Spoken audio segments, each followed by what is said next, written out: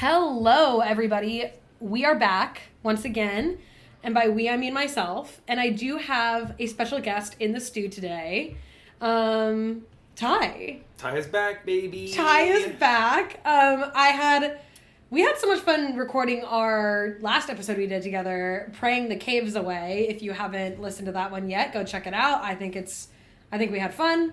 But I thought there was no better way to kick off season 2 of Olivia's Obscura than with you, Ty. Woo!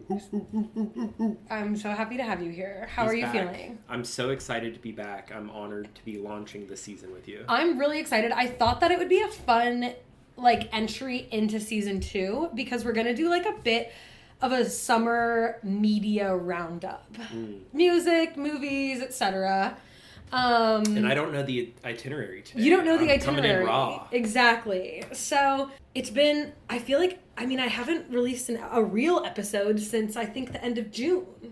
So it's going to be almost 2 months since we've had an episode. Wow. And I honestly I needed the 6 weeks or whatever I took off.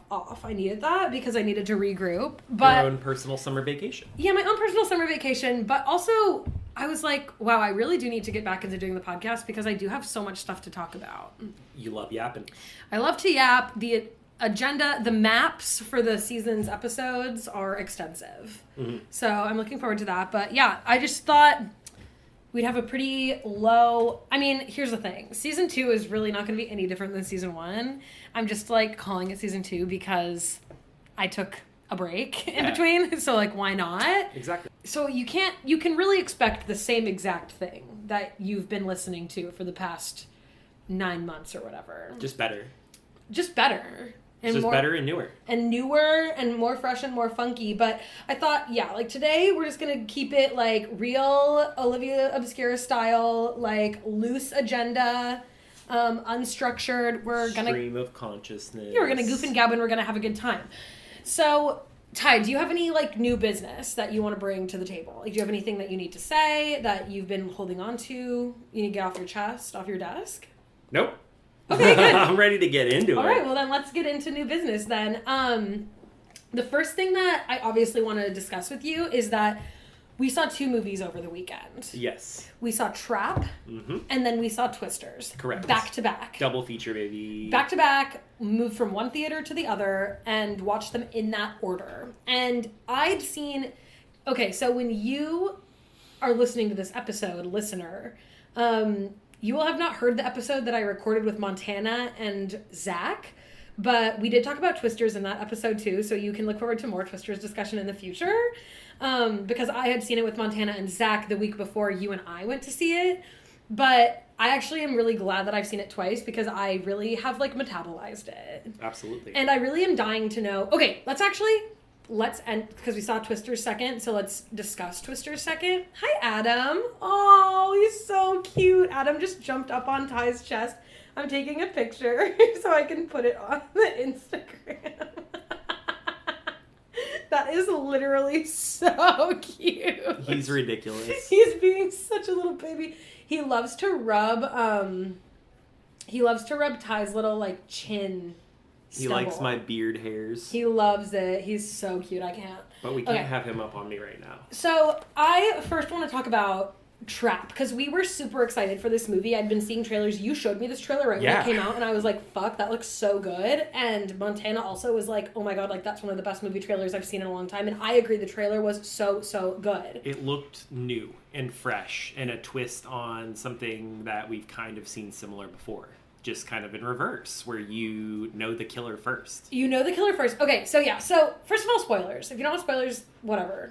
Don't listen to this podcast. You're in the wrong place if you don't want spoilers. They exposed that in the trailer. What's that noise? Oh, is it outside? It looks like they be sawing out there. Or they sawing out there. They be sawing. Bitches be sawing. Bitches be sawing in the alley. So yeah, you're right. That's not a spoiler. But I just want to kind of put the spoiler warning out there in case we get to a spoiler.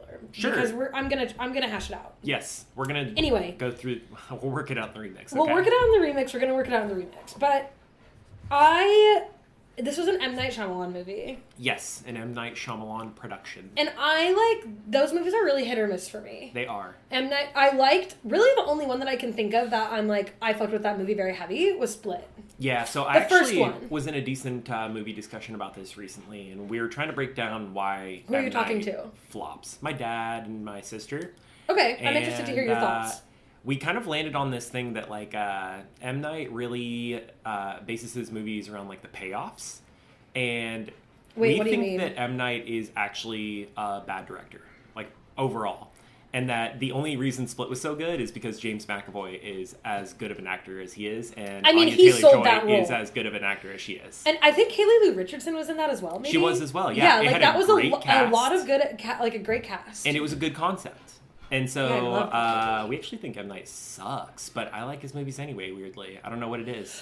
And here's the thing that, I think I said this in the group chat with you in Montana, is, like, M. Night, like, the concept is always there, but I'm always left wanting, like, I think I use the term, like, thriller blue balls. Yeah. Like, I just kind of am always left wishing I had, like, something more. Yeah. Like, that was what I felt watching Trap the whole time, is that I was just always waiting for, like, the thing to happen. And it felt like they revealed the thing in the trailer. I feel they should have. I mean, I know that was the point, is that we knew that he was the killer, but I wish that they would have teased that at least a little bit. Or not even that. I just wish that something, like, I don't know, because, okay, something really happened. I just wish that something really happened. Okay, so let's go through the movie. I guess let's, like, just talk through the movie. So we start off the movie with this dad. Who's the guy who plays the dad in that movie, by the way? No clue. I don't know any he of the reminds actors me of, in this movie. I need to look at him real quick. I need to look up the cast. Talk, and I'm going to pull up the cast. The only actual actor I knew from this entire movie was M. Night, because famously he has What a feature. was he? Who was he? He features himself in every movie. He was the lead girl's uncle. Remember, he goes to the uncle and he's like, "Hey, my daughter has leukemia, and anyway, we could be picked." That was M. Night he was talking to. I didn't know that was M. Night. That was M. Night. So he features himself in every movie. What's his first name? M? M. Okay, cool. I don't really know. I've never looked into it. But that's not for us to know, actually. It's not for me to know. Josh Hartnett is the guy who was the actor. He's been in so many things. And I felt he did a great job being a creepy psychopath. He sold it. Like, I was creeped out by him, yeah. And I thought that, like... And he was also charming in a way that throughout the movie everybody told him everything and he got away with everything. I mean, that's the other thing, is that I felt like things were working out for him way too easily. Like, okay, think about all the things that had to go right in that situation. Okay, let's talk about it from the start. Let's just go through it. So they get to this concert. The dad and the daughter are going to the concert. Lady Raven. And... Which I also learned, Lady Raven, M. Night's daughter.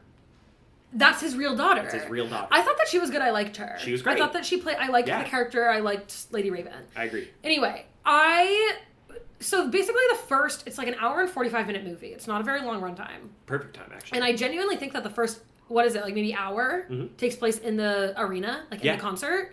Maybe and I was under the assumption, based on the trailer, that the entire movie, start to finish, would take place over the course of this concert. I agree. And I kind of maybe in my head was thinking, like, okay, I'm gonna, like, see him, like, plotting how to get out of, like, vents and stuff. In real time, because an hour and 45 is, like, the length of a concert. Exactly. And, like, in the trailer, I think there's one part where he, like, goes in the bathroom stall and, like, looks at his phone with the person. And so then I'm like, okay, like, he's gonna start, like, scheming, like, how to get... I thought that it was going to be more of, like... I don't know why. I guess I thought it was going to be more of, like, a booby trap situation. Not even booby trap, but, like, he was going to have to, like, get out, like... Almost kind of like a spy moment where he's got to plan his escape. Yeah. yeah. Or, like, they kind of did do that. He tried to go on the roof. You're right. He had ways that he tried. He tried to get his daughter to, like, jump underneath the stage.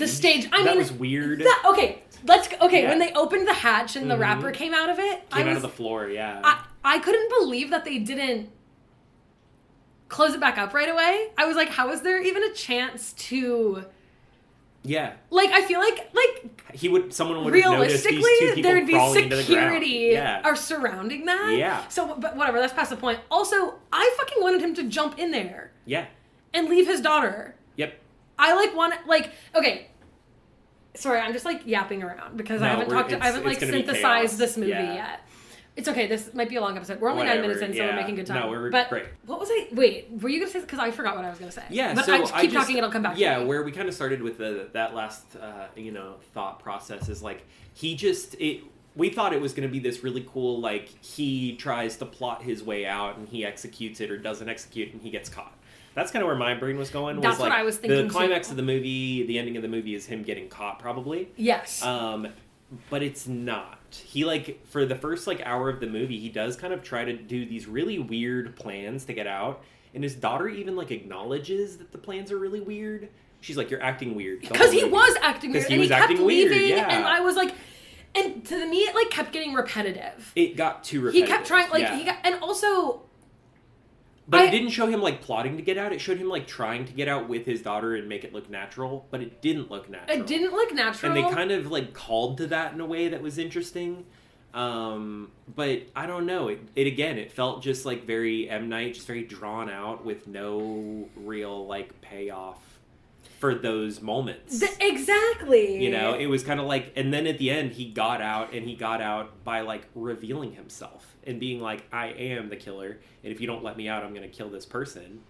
And with Lady Raven in the bathroom. Yeah, and it was like, then why did you even try to sneak out if you're just going to, like, tell her that it's you and then get out anyway? Well, I think maybe that, like, I don't actually mind that because I think that someone who's crazy like that would not be in a good headspace. Like, I think that someone who's crazy like that would do something that doesn't make sense. That's my point, though, is that, like, why did he try all the ways that do make sense then? Yeah, that's true. And can we go back to the ways? Because here's what I wanted to say. Yeah. Let's go through all of the things he tried to do. Yes. One, I cannot, because things worked out for him so well. Yeah. This was the luckiest guy ever, actually, to a way where I was like, it was giving Lifetime movie. It was, a little bit, yeah. It was like, and maybe... the plot details were giving Lifetime But unfortunately, movie. I've seen Lifetime movies that had me on the edge of my seat more than that Yes, yeah. Like, I will say that Stalked by My Doctor slayed harder than Trap. It slayed harder, And yeah. I'll be on the record as saying that, unfortunately. Put but me down. Anyway. You got two. So, first things first. He went with the t-shirt guy down to the storage room. Yeah, and he stole his key card. How would the guy have ever... I can't... Okay, I mean, the way that the guy let him come down there anyway, to me seemed unrealistic. Whatever, give him the benefit of the doubt. Sure. Then he steals his key card. Then does he go upstairs? No. And then he goes into the snack bar. Yes, and he makes the oil explode. Were there. No. So he then stole he goes the key into card and he goes into like this room to try to find a way where out. Where the profiler lady is and all the cops are. And the cops are like detailing who they're looking for and like what to look for. So and he just happened to walk in at that specific time. Exactly, yeah. And then he stayed and none of the cops were like, hey, what are you doing here? But, like, the guy, where he was standing, the guy who was addressing the group would have seen him walk in, and you'd think he would have been like, hey, who are you? Like, this is a confidential meeting, or whatever. I just could not believe that he kept getting away with shit. So he, like, snuck through the crowd with, like, the key card attached to his, like, shirt. With his shirt. Which, that gave me some issues anyways, too, because everybody else that was working there was in uniform. He was, like, the only person... He was in street clothes. He was in street clothes. And so you'd think they would have stopped him and been like, hey, can I see that key card? Or anything, because he was the only person that had a key card that, like, was in street clothes. I would just think with, like, that level of police presence, I'm like, why is he getting away with this? Like, and then he knew some weird details, too, because he went to get coffee, and the guy was like, hey, do you know, like, one of the cops, like, stopped him, and, like, was tense for a second. Hey, where do you keep the sugar? And he, like, knew where the sugar was, which is, like, you don't work here, how do you know that? Right. There was just weird, messy details like that, like, drew me out of it. And then, so that was his first attempt to try to find a way out. On the way out of the room with the police officers, then he snagged a walkie-talkie. He snagged a radio. Girl, how are you getting away? Like, what's going on? Like, and then things just keep working out for him even more. Because then he goes to, then he goes to the snack bar, right? Well, so then he goes back to the floor, and I think that the rapper is next. Oh, when he wants to go down the hatch. And the rapper kind of rises out of the ground, like classic concert, you know? Yeah, like Taylor Swift and Don't Blame Me. Like Taylor Swift and Don't Blame Me. Right. Rises out of the ground, and the rapper walks down the stairs, and there's like this little like revealed area where you can jump underneath like the elevated stairs that goes to this weird platform underneath. And he turns to his daughter, and he's like, hey, what if we go sneak down there and it would check be it fun. out? Let's see if there's costumes and stuff down there. Yeah, what if Bitch, we go, what like, the take a fuck? peek? And the daughter was like, huh? Yeah, like, she was like, I'm not going to jump down into a random hole. I'm at a concert. Right. And it made no sense at all. And it was, like, really obscure. But, who was Josh Hartnett in Oppenheimer? I don't know. Because that's what he's credited as. I don't know. No clue. There were a million people in Oppenheimer, so I wouldn't be able to tell you. That's so true. But yeah, so anyways, he like gets back to, he like tries to convince her to jump into a hole in the ground, and she's like, no, I'm not going to jump into this hole in the ground, Dad. You're acting weird. Right. Why are you acting weird? And she keeps saying that. She keeps saying you're acting weird, you're acting through weird. the whole movie, like to the point where they actually get back to their house, which we'll get to. And she's like, yeah, she tells her mom, like, the first hey, thing is like, Dad's weird. acting weird. Yeah. Yeah. And so, yeah, he tries to jump into this hole in the ground, and he doesn't try. He suggests it, and then yeah. and then it closes, and he goes, "Okay, my window of opportunity." Yeah. I think and the whole time he's listening to the radio and hearing the cops and the profiler like talk about who they're profiling. Which again, like, how are you that lucky? Right place, right time. Exactly. Like, I feel like the profiler wouldn't be repeating the profile of the person they're looking for on the radio, right? In fear that the super smart person would figure it out. Here, okay, can I actually be crazy for a second? Be crazy. I think that he should have jumped into the hatch and gone underneath the stage. Like, that to me would have been exciting, and then he's trying to figure out underneath the stage, whatever. And then it comes back around to a callback where, who's the guy in Split? What's the guy's name? James McAvoy, whatever his character is. Mm-hmm. Doesn't he live underneath the zoo in all these tunnels? Yeah. I want underneath the stage to be underneath the zoo. It connects to underneath the zoo. In the tunnels. They were both in Philadelphia. Would that not have been crazy? Yeah, I think they were at the same zoo. And actually, you know what I think? The lion, remember the like broken lion? What broken lion? Oh, at the zoo. I think that was a callback, remember? Because they found the broken lion. That's how they found the guy that was trapped. You're right. I think that was a callback to Split, that reference. So I think the broken lion might be like a famous Philadelphia landmark or something like that. You're right, dude. Because I'm pretty sure that was a callback, but that's a separate thing. We'll get to that in a second. So yeah, sorry, I had to go off. There was something that happened after the tunnel recommendation that like also kind of pissed me off about the movie the more I thought about it. Talk to me. The weird mom of the friend. Oh, Jody's mom.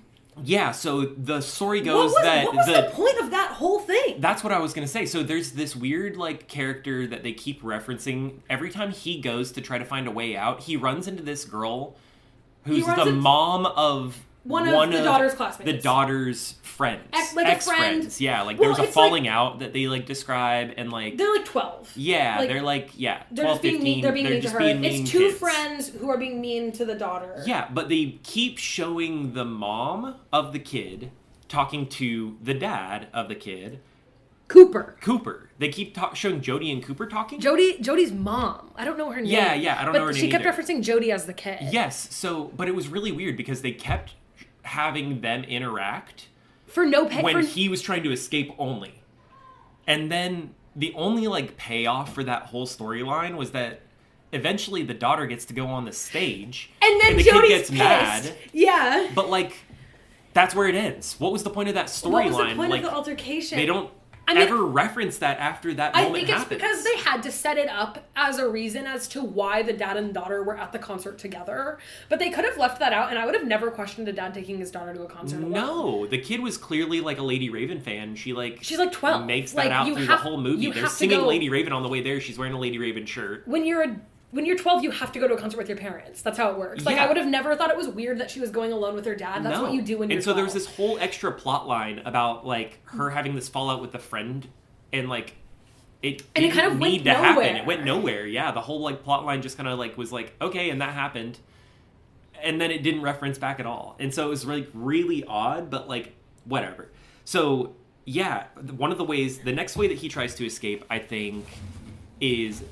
the most unrealistic? The roof. So I think the roof comes after that. No, the roof happened because he exploded the oil in the kitchen. Yeah, but that's what I was getting to. Is that upstairs. he didn't explode the oil to get out through the kitchen. He did that as a diversion. So what he did, he wanted to get to the roof because he had the key card now. You're right. So he looked at the roof entrance and there were two cops there, but it was right next to like a concession stand. So he throws on a apron, which there wouldn't just be an apron sitting around. Yeah, he just like grabs an apron from right behind the counter. Stuff was just working out too well for him. Yeah. And he was just right place, right time for everything. Yeah. Come on. You're going to hear all that. I'm sorry, I'm wiping down the microphone because it was dusty. I don't know why you're choosing right now while we're recording to do that. Because I was looking at it and it was dusty. I'm so sorry, whatever. Everyone knows this is a low production value production. A low production value production. Yes. Say it. Maybe a low value production would have been the easier way to say that. I don't know. Anyway. I feel like I need to start over about the roof thing because you're wiping it down and I feel like it's going to not like blow my audio out. Okay. Start over then. Okay, so he saw the door to the roof and he saw the cops there and he needed a distraction and he was next to a concession stand. So he stole an apron, which mysteriously was there, just like found an apron, and dropped these giant glasses of oil. Of cooking oil, and turned up the heat really high. Yeah. And walked and swiped a card and went up to the roof. Yeah. No. He went to the roof after the girl got hurt. Exactly. That's what I was getting at. So he dropped the oil in and then left, and this girl like leaned over the oil to look inside what was like in the oil thing, and it was more oil, and then it blew up. The glass broke, it blew up. And it like blew hot oil and glass all over her, and she got super hurt. Fucked up. And so the police ran to check her out, and then that's when he went on the roof. So that was the next escape attempt. He was trying to see if there was a way from the roof. Which, and then he got to the roof and there were what more... are you going to do with your daughter? Right! How are you going to convince your daughter to go to the roof? Or are you just going to leave your daughter there? Because that looks mad suspicious, too. No, I honestly think that if I was him, I would have left my daughter there. How does he explain leaving his daughter there? Then his daughter goes to the police that are everywhere and goes, I can't find my dad. Yeah, that's actually a good point. And they're like, a man described, that matches the description snuck out. That's why I'm not a serial killer, is because I don't think of this stuff. You're right. So it was just weird, because it's like, what are you going to do? Zip line off the roof with your daughter? But then he went upstairs to the roof. He knew the code because the t-shirt guy had told it to him. They told him the code word. Convenient that this guy told them all that shit, which I thought that was one of the, I actually really enjoyed the post-credit scene, or was it post-credit scene, or was it where the t-shirt guy was like, "Fuck, I told this guy everything. Yeah, I'm never talking to anyone at work ever again." Yeah, they revealed at the end that this guy talked to a serial killer at work. It was funny. Yeah, I like that. I like the t-shirt guy. I wanted more of him. But I'm like, it was funny for too many parts. I wish they would have leaned into it being funny more. If they weren't gonna because it was a give goofy us ass the drama concept payoff, Yeah. Yeah. So I don't know. The roof was the next attempt. He gets caught by SWAT. And knows the secret passcode, which he pretends he's I just came up here for some fresh air. One of my coworkers just got hurt. I came up here to decompress or whatever. Yeah. And they were suspicious, and they were like, "What's the code?" And he gave it to them, and they were like, "Okay." And so he just goes back to concert. And he happened to have Here's another thing that worked out for him. He happened to have some guy's wallet that was left in the apron that had the identification card that he needed to show the cops. Yes. What the fuck? Everything. I was like, this would never happen. Yeah. This guy's ass would have been. Nothing. Dead. Gone. Caught. And then, so soon. Well, and we've not even reached the point where he makes up the whole story about how she has leukemia or had leukemia. Yeah, so that's the next and they get caught up on stage. It's like that. How did you bank on that happening?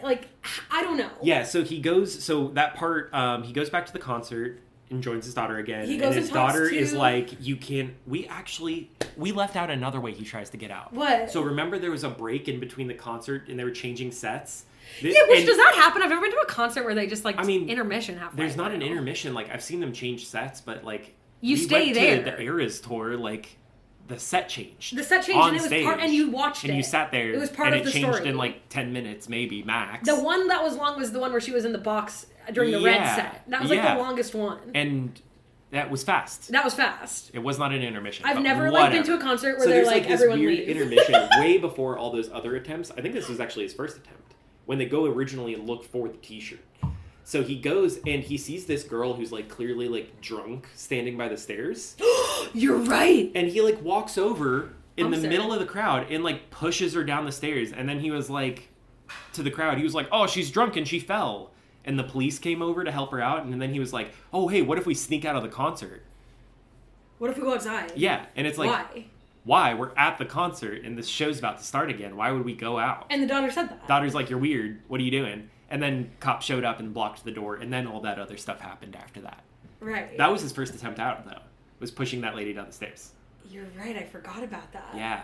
Anyway, I just thought the whole thing, I was kind of what the fuck is going on? Yeah, kept having these weird things that he would do and somehow not get caught. Yeah, and then there was also a lot, which I get they had to make it obvious that they were at the concert, but I was kind of like, we could have shaved 20 minutes off of this movie if I didn't have to hear Lady Raven's numbers. You know what I mean? Like, dance numbers. Yeah. Anyway. But then if you would have shaved more time off, the movie would have been 45 minutes long. Correct. So, anyway. Yeah, this whole plot line is just odd, but eventually the way that they actually get out is that he goes up to some guy who's working at the concert, and he says, hey... He's like by the sound booth, kind of like, he has like a cat crew name. Yeah, and he finds... So the guy, Cooper finds out that there is a point in the concert where Lady Raven, just like the Eras Tour, picks somebody to come up to the stage like the Hat. It's like the 22 hat. Yeah, it's exactly like that. And so she goes, the daughter is like... The Dreamer Girl. Yeah, the daughter's like, I want to be the Dreamer Girl. I want to be the Dreamer Girl. I hope I get picked to be the Dreamer Girl. I hope I get picked. Exactly. And he immediately U-turns. Runs, finds the guy that works there, and he's like, hey, you see my daughter? She had leukemia, and she loves Lady Raven. She wants to be... Things have been really hard for her. He never says it. He actually just really suggests it. He's like, I really want to thank Lady Raven and her team for... meaning so much to my kid. And it's like, oh, and you know her, and he's like, and this guy again just happened to be like, oh yeah, I'm her uncle, so I'm her mother's brother. And that was M. Night. Bitch, what the fuck? Like, how would, what? And I did kind of like that they made M. Night's daughter's uncle. Like they were too. Like family related in a way that was kind of cheeky too. Again, they should have been cheeky with the whole movie instead of drama. Either be serious or be goofy. Exactly, pick a lane. But it was like, and so too goofy to be serious, but too serious to be goofy. Yeah, it was a weird, and neither worked because of it. But yeah, so because of this weird leukemia story, she gets picked to be the Dreamer Girl, and she gets a backstage pass because they said the only place that didn't have security was backstage. The only place that didn't have police. You're right, and that's the only entrance that you can... The backstage exit is the only way you can... That's not being guarded with, like, the SWAT team. Yeah. Funny, it did, in the end, have a police checkpoint at the backstage exit. So, I don't know, again, a weird plot point that didn't work. Yeah. But, so she gets on stage, she gets to be the Dreamer Girl, and that's when the payoff for the Jody thing happens, where it's like, it shows like the kid that was being mean to her, like throwing a fit with her mom. Because she didn't get picked? Because she didn't get picked as the Dreamer Girl, or because the girl she was picking on did get picked. Whatever it wasn't worth the amount of time that they built that. Yes, exactly. I agree 100%. Like, again, it was funny because she was like, you're being such a little brat, and the like... movie theater laughed because it was a funny moment, but then it went back to being serious and it didn't have any payoff in the story. Right. Just weird. Just so weird all the way through. But then it was backstage, and then he like helped some girl from passing out to like sneak past the cops so that he could like win Lady Raven's team over even more. And then and then the concert ended, and they go underground. And they go... No, Lady Raven comes backstage, and she's talking. Yeah. To Lady Raven.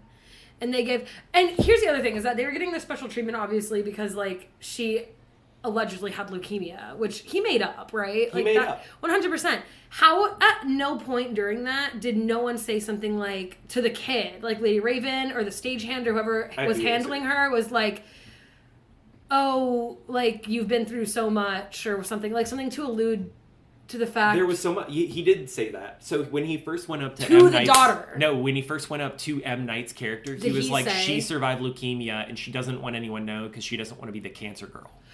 Got it. Yeah. Okay, so that makes sense. So he did cover saying, he did cover that. She doesn't want anyone to know. So if they were like, oh, our Dreamer Girl tonight survived leukemia, that would have broke it. So he kind of pre-planned that. But again, I agree still that it's still shocking that nobody said anything, especially when it was like just Lady Raven and her. Yeah. That she wasn't like, your dad told me what you went through, and that was so brave, or something small something like that. And then what I thought would have been really cool, what they could do with that then, is if the daughter, because she knew something was weird, but I kind of wanted her to realize, my dad's the one they're looking for. Well, she didn't know that they were looking for him. Remember? He only knows that the police were looking because of the t-shirt guy told him. And that is weird that he told them. That's so true. So the whole thing kind of just falls apart as soon as you think about any of the things that happened before that. If the dominoes hadn't fallen exactly how they did, like nothing would have worked. Which I know that's the point of a movie. It's fiction. But it wasn't given. All of the things were too much of a lucky situation. Yes. That it had to have fallen through. There's no universe where this many things work out for this guy. At no point was there a snafu. It's not even that he's being smart by them working out. He's being lucky with all these things working out. Exactly. He didn't mastermind and calculate his way through this. He was just winging shit, and it just kept working. Yeah. And I'm like, huh? Like, how are you in the limo now going home? Like, with all of the this most is weird. Amount of security and SWAT teams surrounding the whole place and investigating everyone. How did he not get one thing not work out? It's just too far fetched. Yeah, but that's why the extremity of it being funny would have worked out if they would have gone that direction, because it was kind of extreme and campy. Lean into that. Don't try to be serious like he's actually some genius. If you're gonna give me he wasn't smart. He was just lucky the whole time. Exactly. And so whatever. Anyway, that's kind of what happened in the movie. At the end, he gets out. He gets put in the prisoner transport. Okay, so we skipped a huge chunk. I mean, we skipped the whole part where he brings her home. Yeah, and everything. but let's just at least touch that. So he went downstairs. They talked to Lady Raven. He's somehow next to the security office, which they're leaving open so he can hear everything that's going on and how they're trying to catch him. Yeah, the profiler FBI lady is talking to that was so crazy that he could just overhear all of that. And so he goes in and he says, "I want to talk to Lady Raven one-on-one," and because they think it's the cancer kid dad, they let him. And he goes, "I'm the killer." They go into their dressing room, closes the door. He reveals that he's the butcher. Because Lady Raven knew who they were looking for, and she was in on it. She planned the concert around finding this guy. And so he goes, "I'm the guy, and if you say anything, I'm going to kill the guy I have currently trapped." Yeah. And shows her the footage of the guy trapped. Pulls up the live feed of the camera. And so... and says, if you say anything, I will press this button right now that will release carbon monoxide, and he'll be dead in 5 minutes. Yeah, and it'll be your fault. It'll be your fault. Yeah, and he said, what we're going to do is you're going to give us a ride in your limo so that security doesn't stop us. And they do it. And she goes, okay. And they get in the limo. And he's like, you're going to drop us off outside. And then Lady Raven goes to the kid, hey, what if I go to your house? What if I check out your room? Don't you want that? And the kid begs the Cooper, and then they do it. They go to the butcher's house. And then there's 30 minutes of just weird, no payoff dialogue. Stilted conversation in the living room where they're eating food. And then she plays the song on the piano. And you can tell the whole time he was trying to make that whole thing tense. Yes. But the dialogue was so weird, it didn't feel tense at all. It was just, everything about it was weird. It's just weird. And the kid, kept making references to, how weird he was being to the mom and the son. The other, his other kid. The little brother, yeah. And so, that was kind of 30 minutes of nothing. And then it actually picks up for, the last 15 minutes of the movie. So she, steals his phone. It got good when... Yeah, when it actually had something when happen. When there was moving, yeah. So that's why it was so Lifetime-y, because in Lifetime movies, as we know, they rush it through the last 15 minutes. The last 15 minutes, everything fucking happens, and everything. Yeah, so I like that part. So they rush through it. Let's rush through it. I'm just gonna fire it off, okay? She steals his phone. She goes on a live stream on her Instagram and says, help me figure this out. She goes into the bathroom and he's pounding on the door, let me in. Yeah. The family's freaking out. They're like, Dad, you're being so weird. Calm down. You're scaring the kids, blah, blah, blah. He's freaking out. He's trying to pound the door. He's freaking out because she has the phone. She somehow knows his passcode to the app. Wait.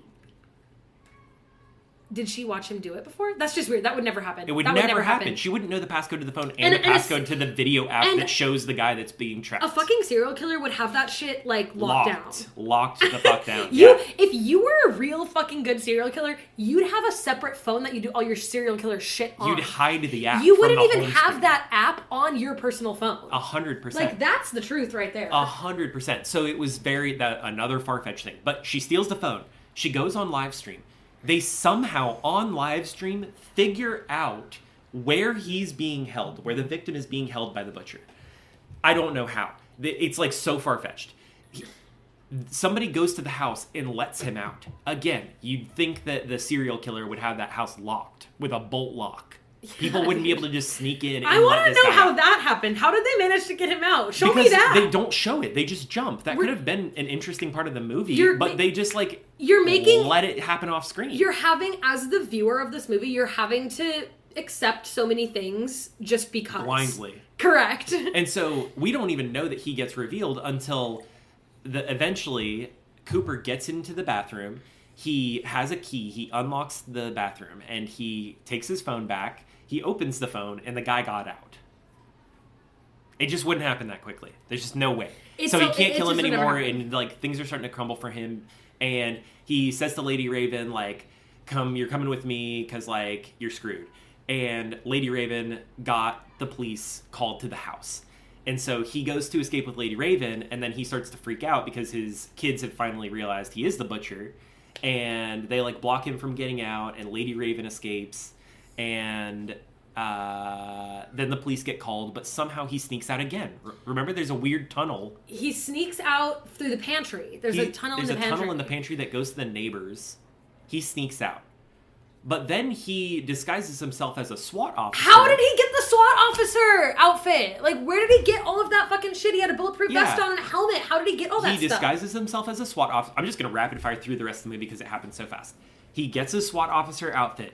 He gets in the limo and steals Lady Raven again. Like, how would they not notice? So then they go to this crowd, and they're, like, in traffic, and she realizes... They're, like, downtown, right? They're, like, downtown, there's traffic, and she realizes that the SWAT officer is Cooper. And so her hands are zip tied, but she can somehow reach the lever on the window to pull the window down. Yeah. And she calls out to this crowd of people, and she's like, "Help me, help me!" And they're like, "Oh my gosh, is that Lady Raven?" Yeah. And then they pull her out of the car. They pull her out of the car, and he conveniently had Lady Raven merch stacked next to him in the driver's seat. Changes out of SWAT uniform and into Lady Raven merch. In the driver's seat of a car, bitch? It's hard to change in a car. Finds stuff to prop his SWAT uniform up with. So it looks like there's a police officer in the driver's seat. The police come and they shoot the car, and the car doesn't have anyone in it, and he escaped again. Like, how is he doing this? And then he goes back to the house. Would you think the police would be there waiting for him? And they weren't. They were all at the concert. And the supposed big payoff of all of that happening is that it's then revealed when he goes back to the house that the wife knew all along she had he was a suspicion. The butcher. She's the one who gave the tip that he was going to be at the concert because she found the receipt. She set up the concert. I like that. I thought they did a good job explaining it. Why did they not explain that earlier? I wanted them to flesh that out more. I wanted more about the wife. I wanted because she acted like she didn't know that he was the butcher when they came back with Lady Raven, but she worked with Lady Raven to set it up. No, the wife didn't do that. The wife told the cops about the concert, and that's why the concert happened. She told the cops about the suspicion. The concert was happening first because he had to buy the ticket for it. Well, what I really don't understand is she left the receipt. He left the receipt. And called the cops. She found the receipt that he had left. She tore it to make it look a mistake and planted it in the serial killer house. Where he has the property where he But at that point, why did she not tell the cops, I think my husband might be the... I don't think she told them how did the cops see that ticket? She had to have tipped the cops off of where the house was. You're fucking right. So how did the cops not then put it together that, like, why did she not just tell the cops, I think my husband might be the butcher, instead of sending her husband, which she suspects being a serial killer, with her daughter into a militarized concert?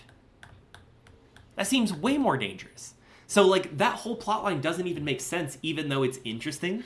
Yeah, and here's the thing. What I would like is I want the real story here is them setting that whole thing up. Yeah. That's the story. That's it. There could have been the whole lead up of them knowing all this information and then us watching him walk into it. Totally. That would have been more interesting. I would have loved that. What they did. And maybe I am kind of like, I do fuck with like forensics like pretty heavy. Yeah. And so I don't know if it's just me, but I was super into that old lady who was like really like a professional profiler. Mm-hmm. I was like, give me more of her. Like, that's fucking interesting. It was giving Sweets and Bones.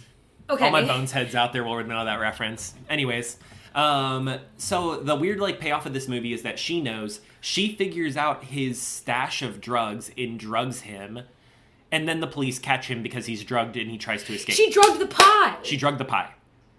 Dude, it was fucking crazy. And then he breaks out of his cuffs in the prisoner transport. And then it ends the movie with him, like, sinisterly grinning. He looks up, grinning like the devil, and then it cuts. Well, and if we know anything about M. Night and how he treated Split, there's going to be some weird other thing that references back to this, and they're going to do a trilogy. Or, I was going to say, he set it up to perfectly be something else. The guy escapes again. 100%. There's going to be something that happens next. But yeah, I thought that you had to give a lot of stuff the benefit of the doubt to be able to watch this movie and enjoy it. And the whole time you cannot think. No. If you're thinking about watching Trap and having a single thought during it, don't. Which, now that we're analyzing it, it sucked. We cannot... But watching it, I left the theater... And I enjoyed it. Like, all in all, like, it was a silly, goofy movie, and it wasn't the best movie of the year. I had a good time. Like, I thought it was fun in some parts, and I liked laughed in some parts, and I was like, oh, that was a good plot twist in some parts. And I would have watched the hell out of it on streaming. Oh, yeah. I think I wouldn't have paid as much as we did for a theater for it. Well, we got 25% off for the matinee. Hey, we got matinee. That's true. But I think that... yeah, I just was, like, wanting, like, more of, like, I wanted, like, a fucking... At no point during that was I, like, thrilled. And I love a thriller. And sitting here and chatting for 30 minutes, we came up with so many better plot lines that could have gone into what he already had. If anyone has a direct line to M. Night Shyamalan, please let him know that we have ideas. Get us in touch. Okay, and that is the overall We need a Trap 2 and we need Redemption Round. One touch on M. Night, I learned from having this conversation with my dad. I found out that The Sixth Sense, that was his first, like, big movie. And, spoiler alert for a 20-year-old movie, I see dead people, right? Totally. Bruce Willis is dead the whole time. I found out that in an interview with M. Night, he said that plotline was an accident. So his most well-known movie that made him famous... He was like, what if Bruce Willis was dead the whole time? And they laughed, and then they were like, wait. And then they made it, and then it worked. And so his writers wrote the movie better than him.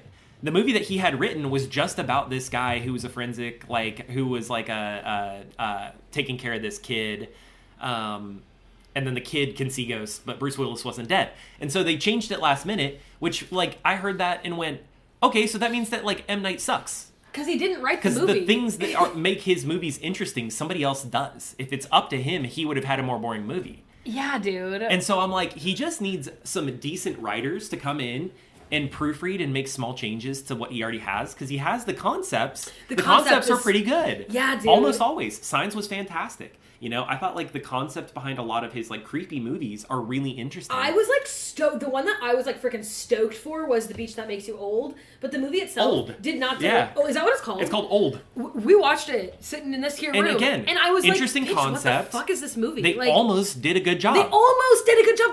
That's the thing, is, it was almost so... Yeah. They almost got it. Almost. And that's what I feel... And the thing is, it was a letdown. Yeah. Anyway, so that was Trap. I love talking about that for a full 40 minutes. Yep. So we left the theater and we were like, that was a movie. That was a movie. And then let's sneak into Twisters. And I was stoked because we were going to Twisters. Mm. Anyway, so what were your thoughts on Twisters? Overall thoughts on Twisters, 10 out of 10, would recommend to anyone you love. It's a perfect movie. Perfect movie. It's a perfect movie. Yep. If you feel it, chase it. Or in this case, ride it. If you ride it. So yeah, Twisters obviously fucked. Oh, it was outstanding. It was it was such a good watch. So I'm not gonna talk about the original Twister movie because you haven't seen it yet. I haven't seen it. We're saving that one until it comes to streaming, and then we're gonna do an at-home double feature of the first Twister and then Twisters. Yes. We're saving the original Twister until Twisters comes on streaming. Now, what I can say about having seen the original Twister, this was a perfect homage to the 1990s Twister. Perfect. It was it had a couple of references to the original, but it was its own thing, which is how you do a sequel. That was the perfect sequel. In my opinion, fuck anyone who thinks The Godfather is the perfect sequel. What is The Godfather a sequel to? Godfather. It's Godfather 2 is supposedly the best sequel in the world. Is what every film buff bro is gonna say. But I have never seen The Godfather off of principle. Was the best sequel I've ever seen, in my humble and dumb opinion. In your humble O? How about you? What did you think of Twisters? I love Twisters. I had never seen the original, but I was absolutely going to have my ass sat for the remake because I saw Glenn Powell was in it, and I said, perfect. Say less. I just fuck heavy with Glenn Powell. Yep. And I have famously since Hidden Figures. Mm-hmm. which was like kind of his first role, I think. I have no idea. Have you seen Hidden Figures? Nope. Oh my god, it's a beautiful movie. That's the one where the women do math for the moon, and for the space. And Glenn Powell plays John Glenn. Women do math for space. The astronaut. That's awesome. And I just remember like it was such an endearing role, and it endeared me to him forever. You're doing the smile, the capybara smile. Anyway, he is like such a funny little small smile. I love him so much. So yeah, I just like loved it. I thought that it was like it had the it was a thriller. Like that one was a thriller. Like I loved they gave us tornadoes. Like I went to that movie and I wanted tornadoes, and by golly did they fucking deliver. They didn't fuck up the CGI. It didn't look stupid. That's the best thing about it. Stupid. The tornadoes looked good. I was so worried about that because tornadoes in like storm movies sometimes just look so freaking goofy. And when you watch the original Twister... I've never seen a real tornado, so I don't know what to compare it to. Well, yeah, but when you see the original Twister, you'll go, this is goofy. Okay. Because it's 1990 CGI. There's like a flying cow that's like a joke in part of the movie. I've heard about the cow. The cow is hilarious. But it's bad CGI because it's the 90s. The way that these people were getting sucked up into the tornadoes was funny. It was funny, but that was even like... It wasn't That's like... It didn't look goofy, but it was funny because it was kind of just shocking like... to have people sucked up into the sky. You don't see people get sucked into the sky every day. So it's like, anytime you do, it's kind of funny. I had to giggle. But like... thoughts and prayers for all the people out there who get sucked into tornadoes. No, and we're not making light of tornadoes. No, tornado damage. I lived in Ohio. I've experienced the tornado culture, and it's scary. It's very scary. We had a tornado once land on our street in Ohio, and it like messed up the tree in our front yard. It wasn't a bad one, but like I remember we had to like hide in the basement with like a battery powered radio, and the power went out. Like it's scary. It's very scary sometimes. That is spooky. But this was just good action thriller summer. It was a perfect summer movie. I agree with you 100%. They picked the perfect music. It was so like Oklahoma country, back roads. I liked the soundtrack. I really liked it. You know me, I don't fuck with country usually. But they had to. It was so enjoyable, and it was very Oklahoma, flat. Ain't no love in Oklahoma. Yeah. What? The truck was hilarious with the tornado with the horns on it, where he's like the tornado wrangler. Yeah, it was a perfect movie. I fucking loved it. I have no notes. There's not one thing I would change. Literally me neither. I can't think of one. The dialogue was perfect. They had good chemistry. It was an interesting story. The streets are saying that they didn't have chemistry. Oh, I don't believe them for 1 second. I think they had chemistry. Her finding out that he's like smart and went to school for meteorology, and the respect that it built, and then him wanting to help her back. I felt so much chemistry. I did too. Chemistry is chemistry. I get so frustrated because people think chemistry is like, well, they have to stick their tongue down each other's throats. 100%. And it's like, no. Absolutely not. It's not like, did you watch the movie and like, do you have critical thinking skills? Those are the same people that thought the sink scene, the kitchen scene in Anyone But You was like the hottest thing ever. I did. And we just watched that as well. You just watched that for the first time recently, And it was like, that was a pretty fucking mild scene. So people don't know what they're talking about. People don't get it. That movie had chemistry. I think that the rise in like smut literature and like how, well, you're not but like for women specifically, I'm familiar with it. Straight up like porn books is like what's the thing. I listen to Brittany Brisky. Yeah.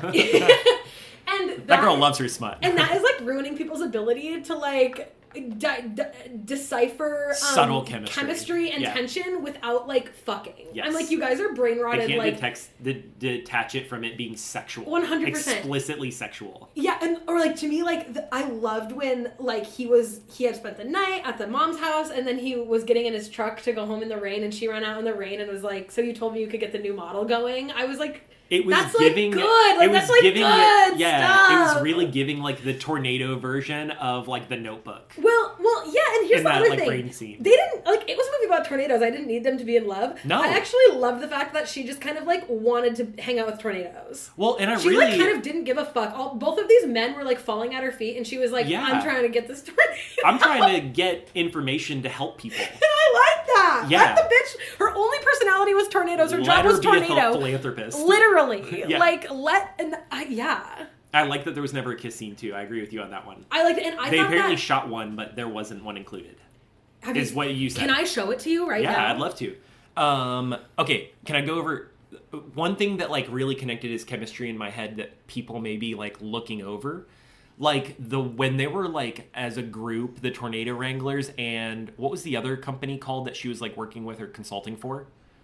Stormpar. So when Stormpar and the Tornado Wrangler team were talking to each other, or were hanging out in the gas station together, and she was like, yeah, we're going west, and then they drive east, like that was chemistry to me. That was the chemistry between them.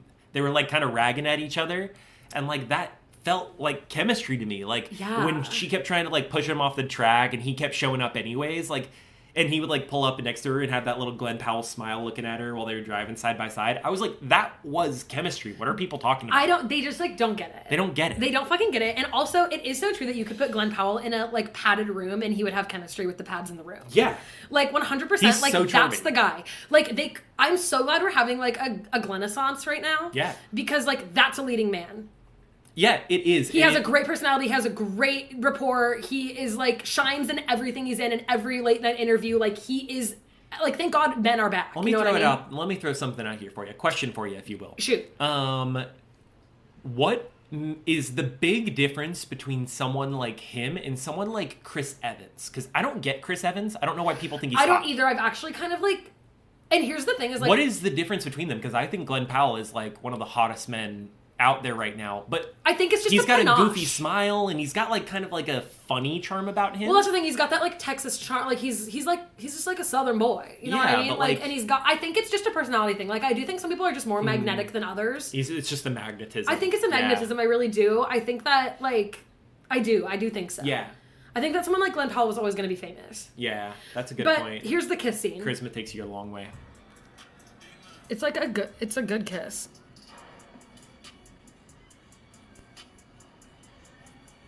Okay, but this moment, there was a tornado coming. That's the thing. I fuck with the tornado. I don't care about this. And here's the thing. I'm so glad they left it out of the movie. I am too. I'm so glad that I got to watch it on Twitter. Yeah. I loved watching Daisy Edgar Allan Poe and Glenn Powell suck face on Twitter. They weren't even on camera on that one. They're just sucking face backstage. No, I'm just kidding. But no, I agree. I think that they had great chemistry, and I'm really glad they didn't include that in the movie because... Even in that moment, it was about her coming back to... That moment was about her coming back to Iowa and, like, staying connected to her roots in Oklahoma. It wasn't about her staying for him.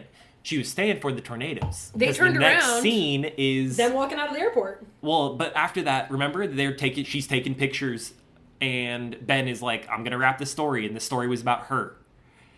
You're right. It's not about her and Glenn Powell, it's about her. It's about her. And I like that they kept it that way. My favorite scene in the whole movie is when he bolts his rusty screws into the airport pickup sidewalk. Yep. That was like electrifying. It was very electrifying. I was like, holy shit, like play it again. I really loved, one of my favorite scenes was the first time that she rode in his truck. And she sets all those fireworks off in the middle of the street. Dude, the Tornado Wrangler truck goes so fucking hard, dude. It did go really hard. I fucking love that movie. Here's the thing. If you didn't like Twisters 2024, I can't help you. We're on different wavelengths. I can't help you. I don't actually know what you want. Yeah. I don't know. I don't know what you're looking for. Everything. There was not, and again, amazing pace. The movie was a little bit less than 2 hours. It was actually 2 hours and 2 minutes. Perfect length. It was great. I didn't need more. I did not need less. It was the perfect length and the perfect pace for that length. It left me wanting nothing. It delivered everything I wanted. And but at no point during the movie was I like, let's get it moving. The only thing that I want is to watch it again. Right. And that's the sign of a good movie, is when I'm like, I could go back into the theater and watch that immediately again. Twisters is, I know this episode is going to come out like in a couple weeks, so I think like 2 weeks, honestly. So I don't even know if Twisters is going to be in theaters, but if you bitches listening right now have not gone to see Twisters in theaters, you need to go. It is not going to be the same when you have to watch it on your little TV at home. Mark my fucking words. Correct, yeah. It's going to be good, but if you can go see it in theaters, go fucking see that movie in theaters. And if you insist on watching it home, just buy it. Don't rent it. You're going to want to own it. You're going to like it. You're going to love it. Love it even. It's true. I mean, yeah. I'm a big buy not rent guy. You love to buy because a movie. The reality is, if I'm going to rent it for $20, I might as well buy it for $25. And that's so true. And if I want to watch it again, great. And if I don't want to watch it again, then you have it. Whatever, it was $3 more. More, right? That's not putting you out. Exactly. It's not like hurting me. So I'm going to be buying Twisters. Absolutely. I'm actually thinking about just buying the 2-pack.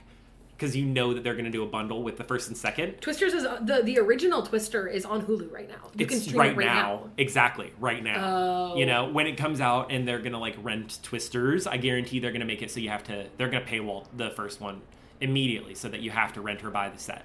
But I kind of want the set because I love them both. So that was Twisters. Last comments on Twisters. I love how we spent 10 minutes on Twisters and 40 minutes on Trap. It's because I don't have anything to say about Twisters other than that I fucking loved it. It was amazing. I don't have any constructive criticism, nothing to say other than that. Nothing. 10 out of 10. Perfect movie experience. No notes. The other thing we've been experiencing a lot of like perfect music this summer. Oh my. This is the summer of music. And great. So We're going to talk about music? We're going to talk about music, but I actually have to get us into to kind of start to get the ball rolling. I have a little activity for you. Oh my god. So we're going to play Fuck, Marry, Kill. Okay. But it's a new Fuck, Marry, Kill. So it's with albums? With albums, but there's 4. So it's Fuck, Marry, Kill, Situationship. Okay. So it's either an album that you'd fuck, like have a one night stand with, marry, commit to forever, kill, you never listen to it again. And Situationship is like you would fuck with it pretty hard for like a month or 2 and then give it up. Prepare for silence because I'm going to be really serious about considering this, okay? I know. So Fuck, Marry, Kill, Situationship. And I've tailored this. These are our summer albums, okay, that we've been rocking with. Okay. Fuck, Marry, Kill, Situationship. Clairo, Charm. Okay. Billie Eilish, Hit Me Hard and Soft. Okay. Charlie XCX, Brat. Mm-hmm. Remy Wolf, Big Ideas. These are like the only albums I think you and I have listened to all summer. I've not turned on another musical artist. That is a very I've had the girls on difficult repeat. choice, and we now own 3 of the 4 albums. Nope, 2 of the 4 we need, on record. We need Brat and we need Hit Me Hard and Soft. Man, that is challenging because I don't want to kill anyone. You have to. I know you have to though. I feel like I'm gonna have to start with Kill here because deciding between the other 3 I'm not gonna want to like land on one to kill. You know, like I don't want to kill by default because I've used the other 3. I feel like I want to get that out of the way now. Okay. I'd go back. I'd do it the other way around. I would choose my like. Marry, Situationship, and Fuck first. You're putting me in a hole here, and so nobody hate me, but I know what I'm gonna do. I know you were gonna have to kill someone that you love. I know what I'm gonna kill. Who are you gonna kill? Charm. You're gonna kill Charm? Yes. Okay. Only because this is my only option. I think that's fine. Because I'm have to kill someone. I'm marrying Remy. I'm marrying Big Ideas. Big Ideas is such a good album. I understand was maybe not perfectly received. I don't care. That album is a 10 out of 10 for me. It has... What are the streets saying about Big Ideas? They critics don't like it? I mean, you know, like we have like some friends who like were mixed on it. It does have like very different feels throughout the whole album. That's People why didn't I like like that it. It was kind of like not consistent. That's why I did like it. I do, because you and I love a sonically diverse top to bottom album. I love when it's sonically diverse. Charm is also a 10 out of 10 album. And I'll give my reasons for everything. Please, I guess. I'm trying to have a conversation. Charm is a 10 out of 10 album. It is consistent sonically. And it's the only one that, like, I would listen to Charm, I think, well outside of summer. And that's why I'm killing it. Because it is not, to me, just a summer music album. I'm going to be listening to Charm always. Now, the other albums, I'm basing on, like, the fact that I'm going to be stuck in summer with these albums sometimes. Got it. So I'm going to marry Big Ideas because I want Remy always and forever. I think that she's never had a bad song. You want Remy Wolf to have a Chapel Roan moment. I do. Of, like, and I think up. that she will because she's following the same path of, like, career path of, like, following Olivia Rodrigo on tour, releasing a album with Olivia while she's on tour with her, and then having her own solo album and doing festivals and stuff. So I really hope that Remy Wolf has her Chapel Roan moment. Remy Wolf is I'm hoping. I can only dream. But I'm going to put Big Ideas as Mary. I love too many of those songs too much, well outside of anything else.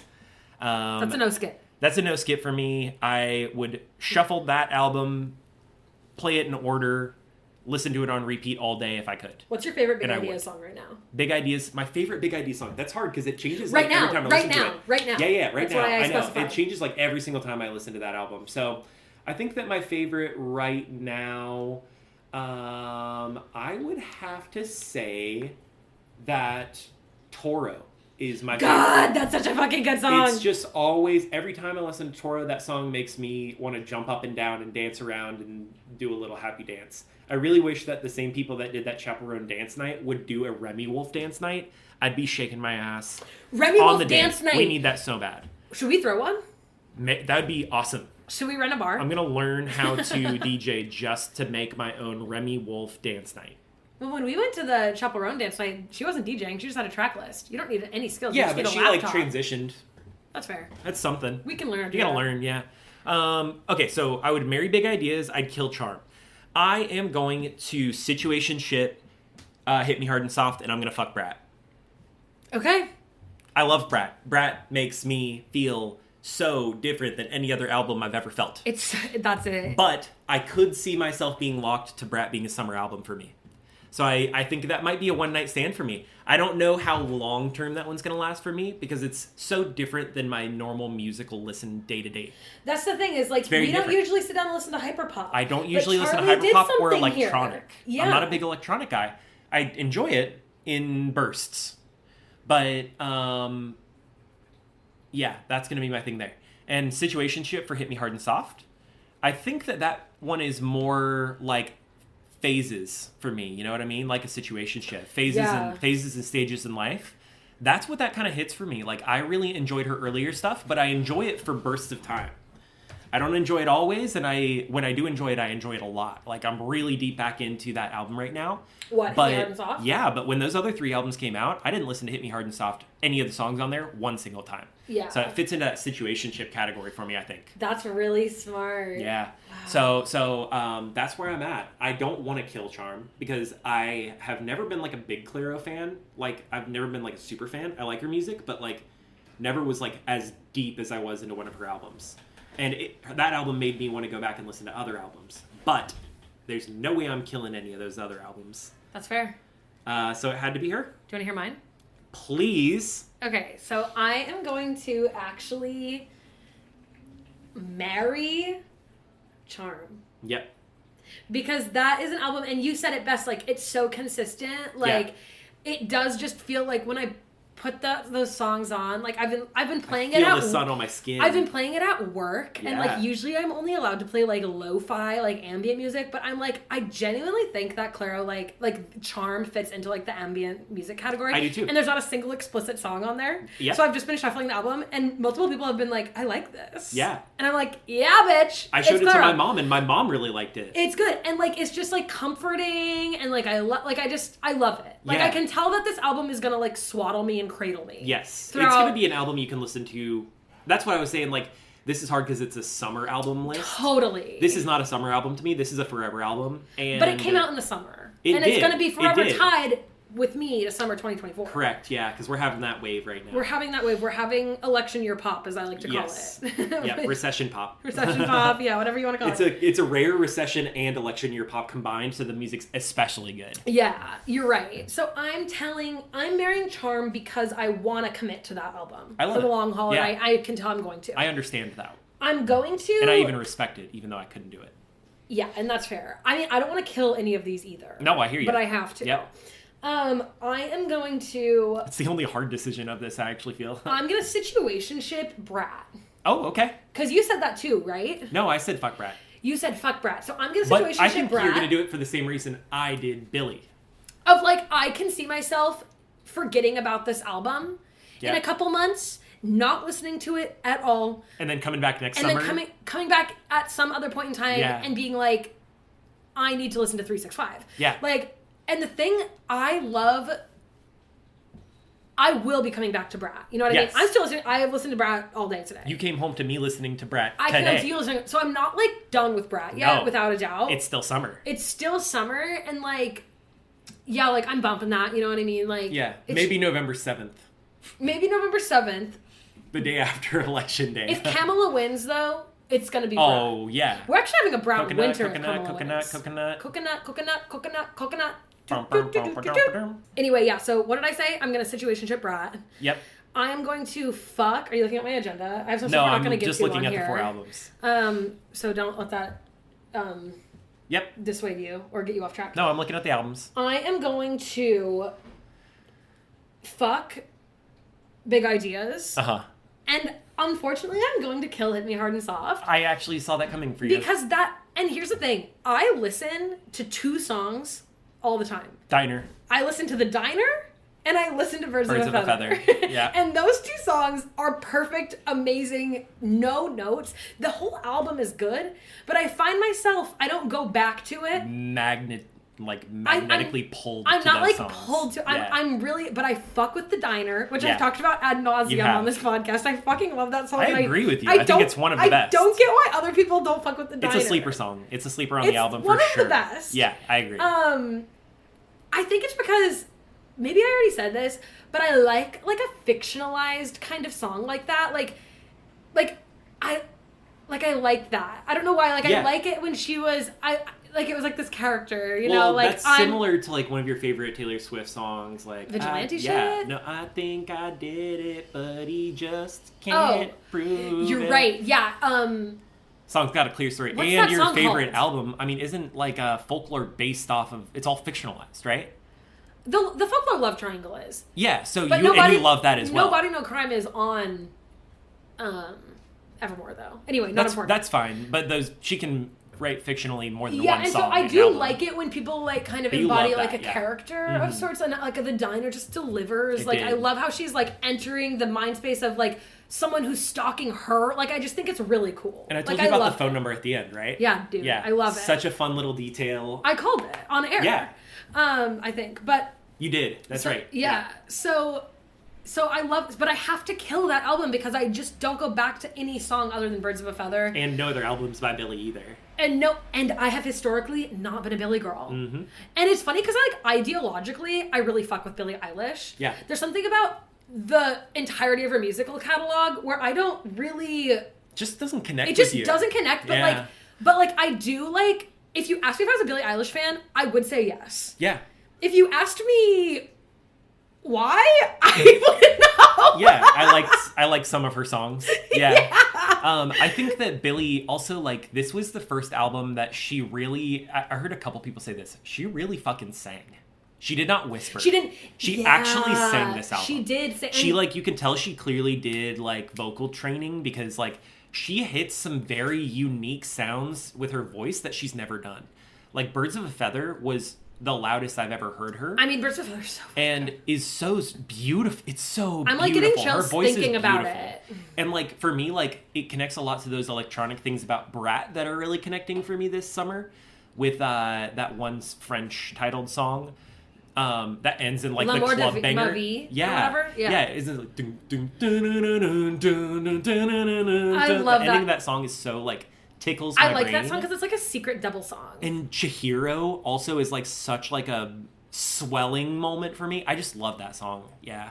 Chihiro does fuck. I really love And Chihiro. here's the thing, if you put on any of the songs from Ear and Soft, I'd be bumping that. Like, I'd be into that. I just personally wouldn't go, like, Oh, I hear you. Yeah, so, like, that's why I have to kill it. I get it, yeah. But, yeah, like, that's my answer. It's a difficult decision to make, but I think you made it. It's a difficult decision to make. I mean, other summer music, we haven't even got it yet, but, like, bro. I mean... Chapel, give us something, please. Give it to me, Rachel. Please, so bad. I want something new from Chapel. She literally just released Rise and Fall of Best Princess last year. Last year, yeah, but like she's got singles that she's already singing on tour. Like, give me a single or something. I want Subway so bad. I heard that she's gonna release Subway in the fall. And then I feel like that's gonna be the first single from her sophomore project. Personally, that's what I'm feeling. Yes, yeah, absolutely, I agree. But I think she's gonna. I'm absolutely tingling in my chair for the new Sabrina album too. Me too. I'm so excited. We need it. Apparently, Chaperone, like I've been here, like the whispers on the streets and stuff are saying that like she's like kind of overwhelmed, which I would understand. Yeah, she got so famous so fast. I can see her like taking a step back for a few months. I think that's great. And then coming back like next year with her sophomore album. I've just heard I actually would Subway like that. too many times. I love Subway is so good, dude. I listen every time I get like a high quality video of her singing it. I listen to the whole thing and I'm like, wow, amazing, no notes. But I need a she got away. You tell him. Yes, I need a produced version of it. Is all I need a non-phone audio recording version of it. Is all. Well, and what's so funny to me is that I love Chaperone. She was such a big summer moment as well. She was the earliest part of this summer. Was last summer's album. But you were part of that. You were there first. I was there when it released like last June or July, and like me and Montana were like listening to that album like last summer a lot. And, like, we went to go see her last November. And so I think it's funny now that people are calling, like, The Rise and Fall of the Midwest Princess, like, because a lot of people didn't find out about that album until Coachella in April. Yeah.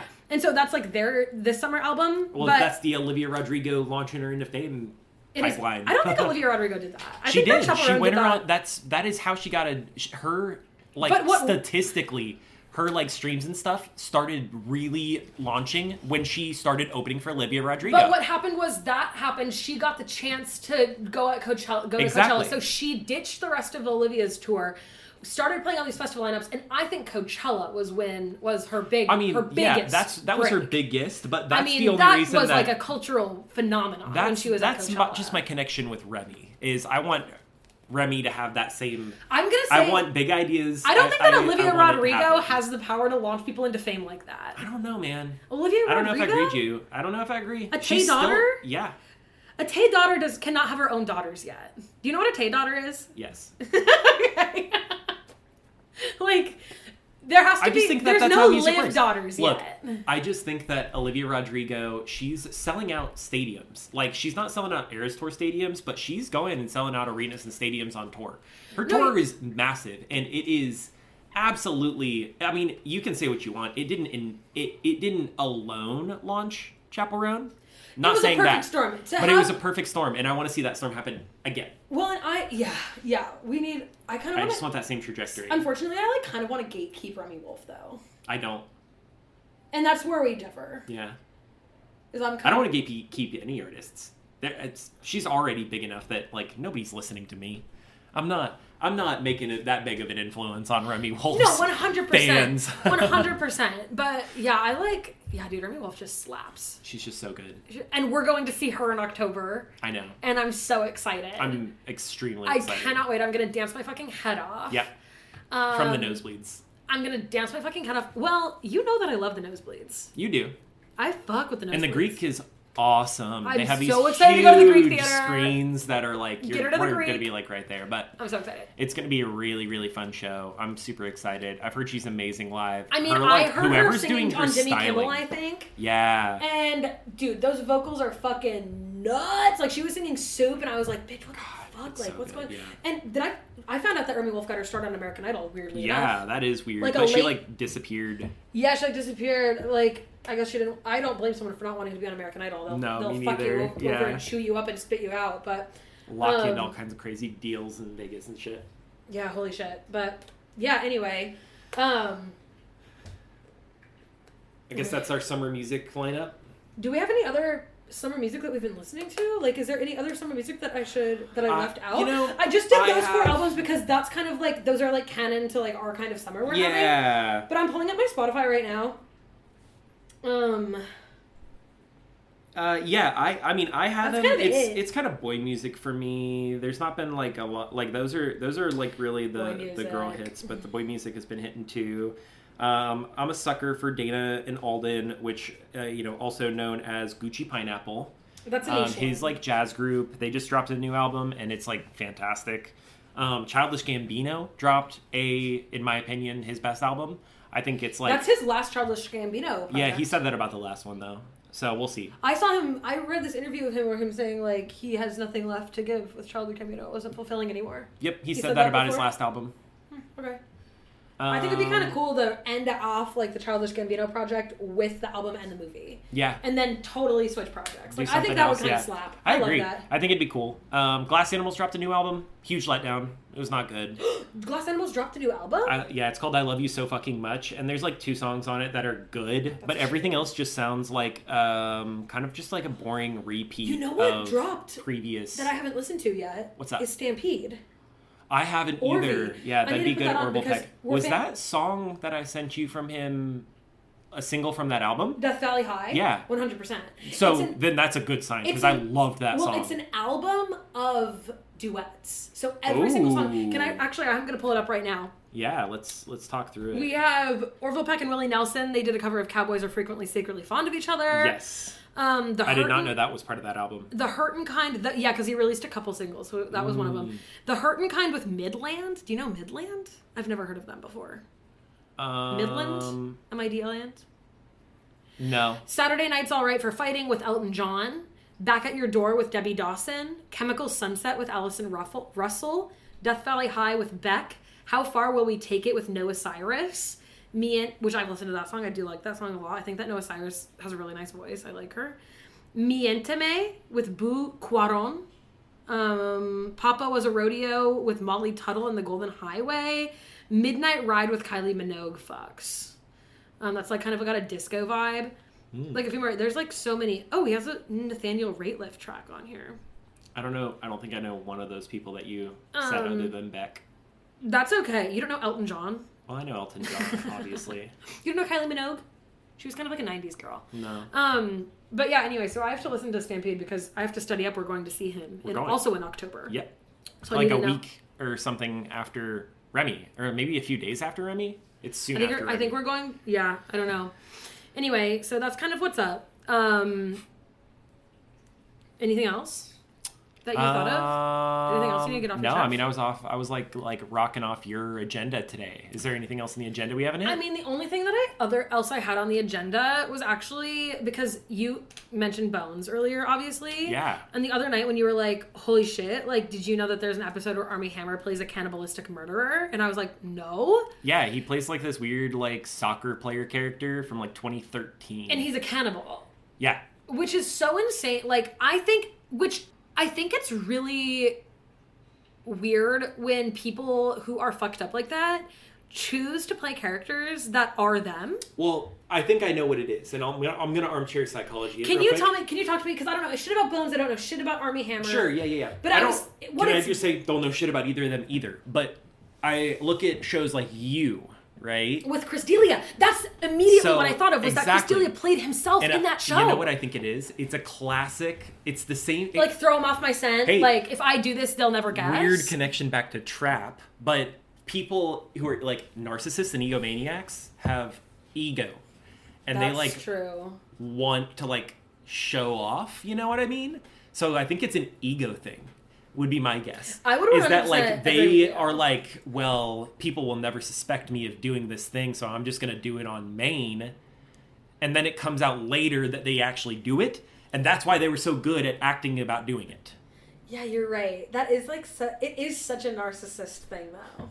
I also think that just like being famous just corrupts you and fucks you up. Yeah, that's true. What I have as a podcast map out actually is I'm gonna do a full Armie Hammer timeline. Ooh. And I'm gonna go back to his family with his grandpa and everything. I remember we did research on that and it was crazy. Like I'm going, and people have obviously done this before me, and so I'm not like giving people any new information. Yeah. But for my own sake, I need to have a podcast episode dedicated to psychoanalyzing Armie Hammer. And like maybe there's a generational curse happening there that I really want to dive into. Yeah. I was actually talking to a coworker recently about like superstition and stuff, and I'm like, I don't know about curses, but like I'm mad superstitious about stuff lately. I don't know what it is. Are you? Like I feel like at work the other day, like somebody like during the download was like, oh, they're Mercury's in retrograde today, so watch out. And then I had like the worst customer day of my life. Well, it's because Mercury's in retrograde. Yeah, but like it's kind of like silly because it's like not a thing, but it like kind of is too. It's the same thing. Like we have I have wild interactions when there's a full moon. Have you been getting so like maybe there is a curse. Have you been seeing on TikTok all of the astrologists who are predicting that Donald Trump is going to die in October or November? No. Okay, so but I'm on board. So I have been seeing, for some reason I'm on the side of TikTok where I'm getting like all of these election astrologers. Okay. And people are like tracking Specifically astrologers? Okay. About like election astrologers. Sweet. And so I take it all with a grain of salt. I think it's fun. Sure.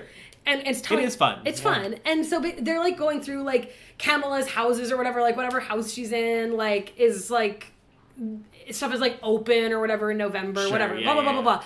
What is interesting though is that Pluto is in the exact, I don't know what the fuck this means. I don't know what Pluto means, but what's interesting is that according to these election astrologers, Pluto is in the exact same position for the first time since 1776 when the country was formed.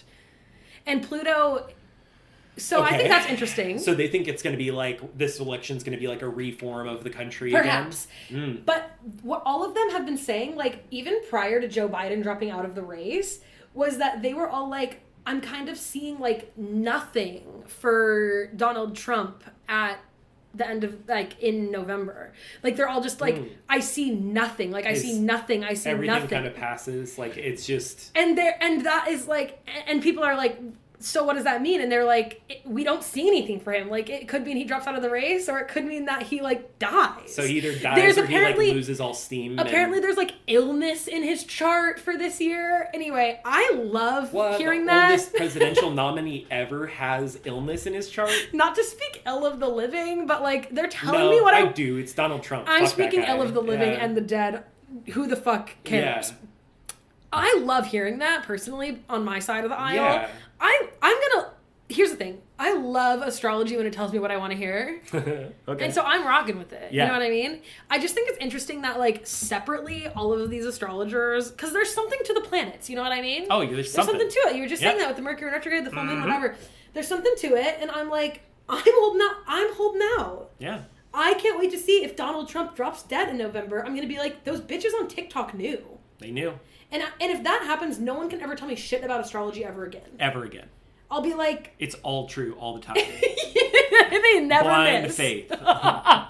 We love blind faith in this country. That's how... I mean, I was going to say, like, people believe I was joking. People believe in God. Why not the fucking planets? Mm-hmm. It's the same thing. God is planets. Well, the myth of, like... The Planets Greek myth God. of planets being Greek gods. Hey, like, literally is, like...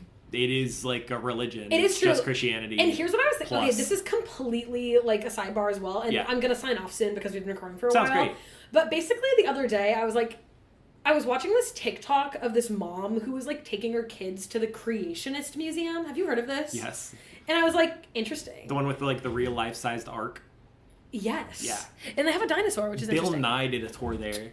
And like ripped the tour head to shreds. Like the manager of the like facilitation or whatever like took him on tour, and Bill Nye was like, oh well, based on what you're seeing here, if this is all real, then the ark never would have fucking worked. Like he ripped him to shreds. Here's really the funny. thing about... I'm not going to talk about the Creation Museum. Of course. I'm going to talk about a hypothetical here in which the people, because I feel like there's either people who are like believe in evolution, or people who believe in creation. Yeah. And I'm sure I'm not the first person to say this, but like I don't take part in a lot of religious discussions, so I just have never heard this point of view before. Really, I'm like, why can't it be both? Like, in my opinion, I don't believe in God. Yeah. You know? I believe in something. Sure. The universe, God, whatever you want to call that. I think that, in that case, God did the Big Bang. Yeah. You know what I mean? Like, why does it have to be one or the other? Like, why does it have to be God made Earth? Why couldn't it be like God set the stage for the Big Bang to happen and then everything happened? Like, to me, those can coexist. Those are not mutually exclusive in my mind. This opens up a lot of conversations that I've actually had a lot. So there's a couple things here. Because you grew up religious. You know the yes. Bible and shit, and I don't. Yeah, so can you talk to me about that? Of course. I mean, I think that a part of it is like just human nature. It has to have a creationist story, right? The way that stories are told in TikTok humanity. and God can't exist in the same timeline? Like, so what it is, the reason why creationists hate evolution is because if humans evolved from monkeys, it breaks the story that God created humans. God didn't create humans if humans evolved from monkeys. God, that's so stupid. Right? Yeah, I get it. I'm sure there's a religion out there that believes what you're saying, because God supposedly created... My religion is that God did the Big Bang. Well, God supposedly created the earth and all the animals, right? So why did it... Like, there's no one out there to say... Like, I've never heard this pitched, but who's to say God didn't create monkeys and then the monkeys evolved into humans, right? Like, there's a way that it's both, right? But that being said, scientists already know enough about evolution to we know that walking creatures came from Tiktaalik. Right? Yeah, I love TikTok. That's my mommy. That's one of your favorites. That's mommy. But that disproves that God created the creatures. So God created only water creatures and not land creatures? It breaks the argument when you talk about evolution and where all life on Earth came from bacteria in the ocean. Because then you're like saying that, okay, then God created bacteria in the ocean, but then they know that the Earth was Pangea at one point, right? It wasn't the Earth we know, right? And there was a point in time where Earth was young and just a rock and didn't have any water on the surface. So did God create the rock? No, right? So science goes back and like tells us, like, if planets are created this way and we know how they're created, then that breaks any illusion that God created life, because scientists know where life came from. Right? Okay. So that's why they hate evolution. It's not necessarily evolution specifically. It's that it creates a disillusion around science being not true. It makes the whole thing fall apart. And that's why we're in the current situation we are with like COVID. Because now the Christians don't believe that a virus can kill you like coronavirus. Because God can only do that, or what? God loves you and didn't create coronavirus, right? It came from a science lab in China is the statement. So it's a war on religion and science, not on evolution specifically. They use evolution as a talking point the same way they do like guns, right? It's just a means to an end argument, not necessarily that they have a bone to pick with specifically evolution. Because if you think about evolution, it breaks a lot of things of religion. It does. Yeah. Well, it's kind of like, it's just like the movie Trap, where if you think about it too much, it starts to fall apart. Exactly.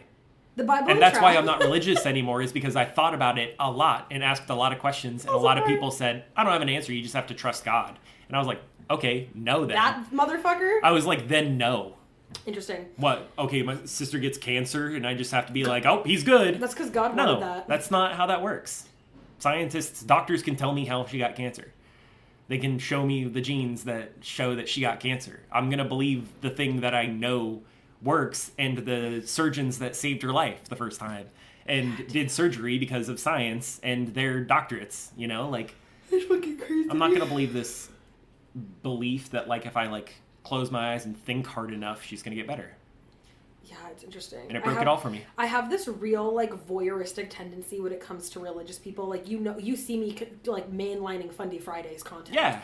Like, but I just, like, cannot get my head, because I wasn't raised in that head. Like, I cannot get my mind into a place of people who believe that shit. Yeah. Because I didn't come from people who raised me like that. Yeah.